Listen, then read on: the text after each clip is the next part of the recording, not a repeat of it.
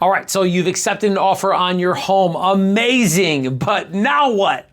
If you're selling your home in Texas, accepting an offer is just the beginning of the next phase. The finish line's in sight, but there's still a few key steps you need to know about, pitfalls you'll definitely want to avoid.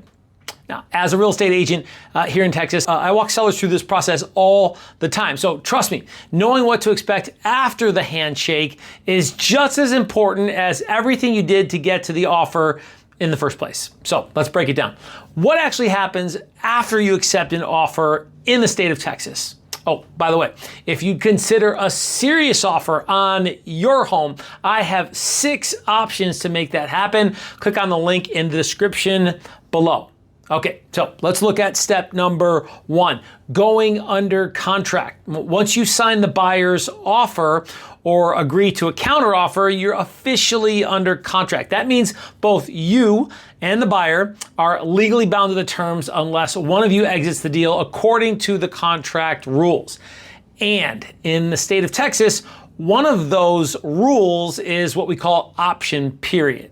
So that's what leads to step 2, option period, AKA the buyer's inspection window. In Texas, the option period is typically 5 to 10 days. It's negotiable and starts right after the contract is executed. Now, during this time, the buyer can get a home inspection, renegotiate terms based off of repairs that may be needed, or even walk away from the deal as long as they're within the option period. Buyers usually pay a small option fee, around 10% of the earnest money deposit. Earnest money deposit usually around 1 to 2% of the purchase price, which allows some flexibility. And if they back out during the option period, you keep that fee. If they proceed, the option money goes towards their closing costs as a credit. Now, just FYI, without option money, the buyer does not have the right to cancel for any reason during the option period. The ability to cancel is the advantage for the buyer if for some reason they don't want to proceed. Now, keep in mind, you're out the option money and any cost of the inspection, sometimes totaling a few $1,000s. Now, here's the key to the option period. This is when most renegotiations happen. The inspector might find some issues. The buyer could ask for repairs or credits. As your agent, I'll help you navigate this and make sure we protect your bottom line. Now, do you have an option money or earnest money nightmare story? I'd love to hear about that. Share it down below in the comments and tell us about some situation that maybe you had or somebody that you know's had losing their option money or losing their earnest money. Those are always scary, but good learning opportunities. Okay, step number 3, the title commitment. Now, while inspections are happening, the title company, a third party, neutral provider, starts doing their job and they'll research the property's history. They'll make sure there's no liens, unpaid taxes, or ownership issues and issue what's called a title commitment. Now, basically, it's a guarantee that the buyers will receive a clear and clean ownership of the home once it closes. Now, if any title issues do pop up, we'll need to resolve them before the closing.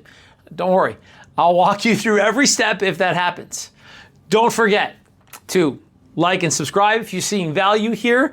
It's always a great motivator for us to keep continuing to build great content. Please like and subscribe. All right, so step number 4, the appraisal. Now, if there's a loan involved, cash deals don't need appraisals. They can still get them done, but cash deals don't need them. Lenders who loan money do need an appraisal of the home. If you're a buyer and you're using a mortgage, which most are, their lender will order an appraisal. This is where a licensed appraiser comes out, evaluates your home, and determines its fair market value. Now, here's where it can get a little tricky if the appraiser appraises lower than the contract price. Now, we got a problem. The lender won't finance the full amount, and we might need to renegotiate the price or ask the buyer to bring extra cash or potentially risk the deal falling through. Now, again, you won't be on your own. I'll help you respond to an appraisal or any appraisal issues if they come up, and most importantly, protect your earnest money deposit or protect the earnest money deposit if we're on the buyer side, or maybe potentially go after the earnest money deposit if we're on the seller side, which could be refundable in the event we could not come to an agreement based on the appraisal issue.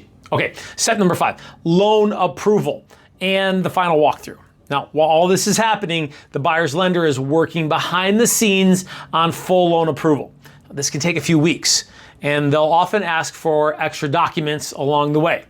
Then just before closing, the buyer will do a final walkthrough, usually within 2 to 3 days before the closing, a couple of days usually, and this is their chance to make sure that the property is in the same condition as when they first saw it. Any agreed upon repairs that have needed to be completed, and that nothing has changed, and there's nothing unexpected that may have happened. So, no last minute DIY disasters, please. All right, step number 6, closing day. Now, once everything checks out, it's time to close.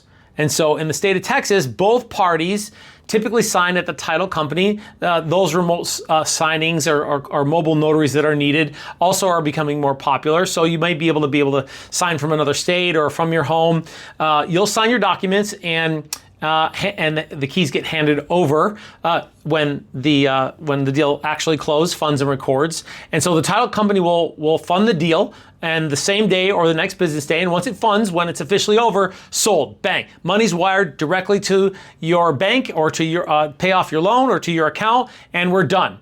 Done deal. And so the funding, where the buyer pays the seller off or pays off your bank and you get the net proceeds, is what happens on the funding process, and that's where it's official. You'll still need to record with the county. The title performs that process, but they'll record with the county, and then it happens on paper. But the funding really ensures that you've officially executed the transaction, and now the property's yours. The property has been sold. So quick recap. Here's what happens after you accept an offer in Texas.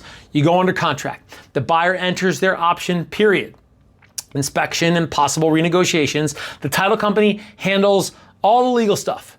The appraisal happens if there's a loan. The buyer gets final loan approval and then does their walkthrough. You close the deal funds, and you get paid. Every deal is a little bit different, but this is the basic flow for most home sales in the state of Texas. So, still have any questions? Curious what the option period looks like for your home? Or maybe you're wondering what you can do to avoid delays before closing. You need to have a few more questions about a certain part of the process. Let's talk. I'd love to walk through the process based on your specific situation or questions. And for any questions or consultation, I'm always excited to have conversations around real estate, and no questions are ever too small. I'll help bring clarity around the market and creative options to deliver results you can expect. I'll help navigate how to get what you want in the time frame you want it. Would that be great?